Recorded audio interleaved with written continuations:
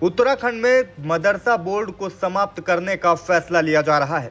पुष्कर सिंह धामी सरकार ने शिक्षा के क्षेत्र में एक बड़े क्रांतिकारी बदलाव का फैसला किया है। उत्तराखंड सचिवालय में रविवार को मुख्यमंत्री पुष्कर सिंह धामी की अध्यक्षता में कैबिनेट की बैठक हुई, जिसमें कुल 5 प्रस्तावों पर मुहर लगी है। इनमें एक फैसला उत्तराखंड अल्पसंख्यक शैक्षिक अधिनियम 2025 से भी जुड़ा है। कैबिनेट ने इस विधेयक को मंजूरी दे दी है और इसे विधानसभा सत्र में पेश करने का फैसला किया है। राज्य सरकार के मुताबिक अब तक राज्य में अल्पसंख्यक शैक्षिक संस्थान का दर्जा केवल मुस्लिम समुदाय को दिया जाता था, लेकिन प्रस्तावित अधिनियम के लागू होने के बाद सिख, जैन, ईसाई, बौद्ध और पारसी समुदायों को भी यह सुविधा मिलेगी। सरकार का दावा है कि इस कदम के साथ उत्तराखंड देश का पहला राज्य बन जाएगा जिसने सभी अल्पसंख्यक समुदायों को शैक्षिक संस्थानों में मान्यता देने के लिए एकीकृत और पारदर्शी प्रक्रिया तैयार की है। अधिनियम लागू होने के बाद 1 जुलाई 2026 से उत्तराखंड मदरसा शिक्षा बोर्ड और उससे जुड़े अरबी फारसी मदरसा मान्यता नियम 2019 को भंग कर दिया जाएगा। बोर्ड की जगह अब उत्तराखंड अल्पसंख्यक शिक्षा प्राधिकरण का गठन किया जाएगा और यह नया प्राधिकरण राज्य के सभी अल्पसंख्यक शैक्षिक संस्थानों की मान्यता और निगरानी करेगा। आपको बता दें कि वर्तमान में राज्य मदरसा बोर्ड के अंतर्गत 452 मदरसे पंजीकृत हैं, लेकिन अधिनियम लागू होने के बाद इन्हें भी नए प्राधिकरण से मान्यता लेनी होगी। सरकार का कहना है कि नया ढांचा शिक्षा क्वालिटी में ट्रांसपेरेंसी सुनिश्चित करेगा और संस्थागत अधिकारों की रक्षा भी करेगा। मान्यता के लिए संस्थानों को सोसाइटी एक्ट, ट्रस्ट एक्ट या कंपनी एक्ट में पंजीकरण अनिवार्य होगा। साथ ही संबंधित भूमि और संपत्तियां संस्थान के नाम पर दर्ज होना भी जरूरी होगा। वहीं कांग्रेस ने इस विधेयक पर सवाल उठाए हैं। पार्टी के राष्ट्रीय प्रवक्ता सुजाता पॉल ने इसे लेकर राज्य सरकार पर तीखा हमला बोला है। उनका कहना है कि विधानसभा सत्र शुरू होने वाला है और सरकार के पास जनता से जुड़े कोई ठोस मुद्दे नहीं है। कानून व्यवस्था की स्थिति बिगड़ रही है, लेकिन सरकार केवल एक विशेष समुदाय को निशाना बनाने में जुटी है। उत्तराखंड में प्रचंड बहुमत की भारतीय जनता पार्टी की धामी सरकार अपनी आखिरी सांसें गिन रही है।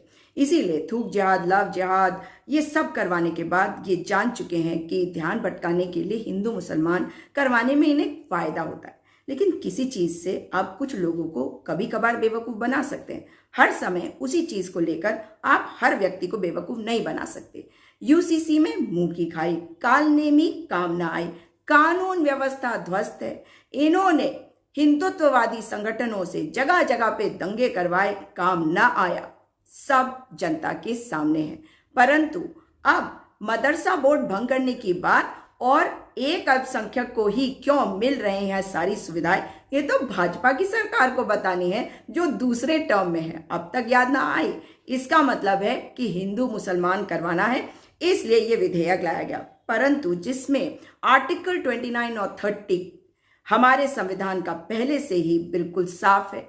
एक कानून 1992 में आया, एक कानून 2004 में आया, संसद ने बनाया, उससे ऊपर जाके नहीं कर सकते कुछ भी। फिर भी ये शगुफा छोड़ रहे हैं, क्योंकि इनका कहना है कि एक ही अल्पसंख्यक को ज्यादा तवज्जो क्यों दी जाती है। भाई अल्पसंख्यक तो पहले से परिभाषित है, तो एक को ज्यादा तवज्जो देने का मतलब ही है कि संविधान पे विश्वास नहीं करना। ऐसा हो नहीं सकता।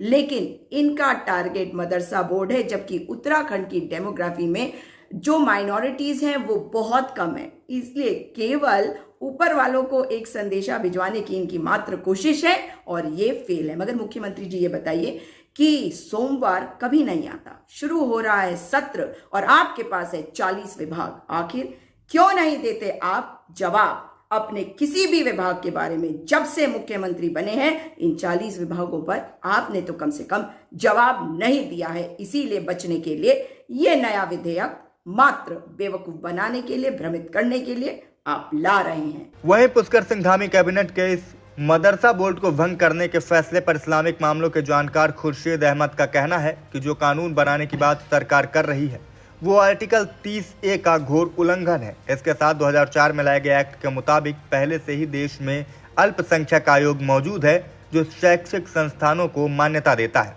इस खबर में फिलहाल इतना ही। धामी कैबिनेट के इस फैसले पर आप क्या कहेंगे, कमेंट करके हमें जरूर बताएं। साथ ही तमाम खबरों से अपडेट रहने के लिए देखते रहें IBC 24 UP UK।